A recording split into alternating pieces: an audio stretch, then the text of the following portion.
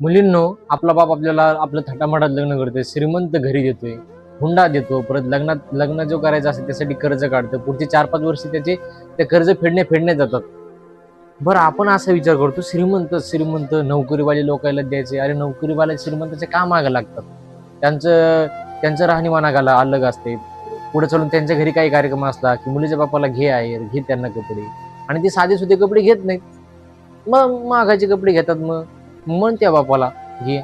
आणि आपला बाप गरीब असते, आपल्या बापाला घेणंच आहे. त्यांची बराबरी आयुष्यभर करणं आहे. एकदा नातं जुटलं आणि लग्न करून दिलं म्हणजे झालं असं नाही.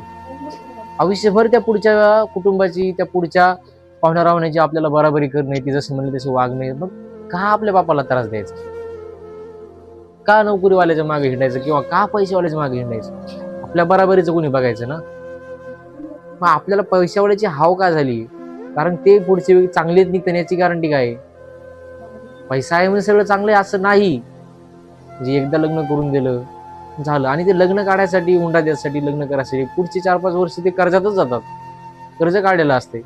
ते पुढचे 4-5 वर्ष आणि यांची बराबरी करायची. यांच्या घरी काही कार्यक्रम असला, घ्या त्याला आहेर, घ्या त्याला हे. आणि ते साधे कपडे किंवा साधे वस्तू वापरत नाहीत. ते पैशावाले असतात. त्यांची बरोबरी आपल्या बापाला करणंच आहे. त्यांनी जसे कपडे घेतले तसे आपल्याला त्यांना घेणंच आहे. मग या गोष्टी आयुष्यभर असं नाही की एकदा लग्न करून दिलं म्हणजे बापाचं झालं. आयुष्यभर बापाला त्यांची बराबरी करणे, आयुष्यभर ती जसं म्हणले तसे आपल्या बापाला वागणे. एका वाक्यात सांगायचं म्हणजे त्यांच्या इशाऱ्यावर नाचणे, कारण ते मोठे, ते पैसेवाले आहेत.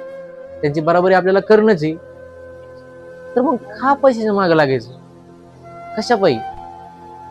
की ते श्रीमंत आहेत आणि हाव, एक तर पहिले 5-7 वर्ष त्या लग्नाच्या खर्चातच जातात. लग्न ठाम करा म्हणतात. आपली परिस्थिती तशी नसते. तर मग नोकरी आणि पैसे हेच सगळं नाहीये. बराबरीचे लोक बघा, त्याचाच फायदा आहे आपला. विचार देणं, घेणं, उठणं, बसणं.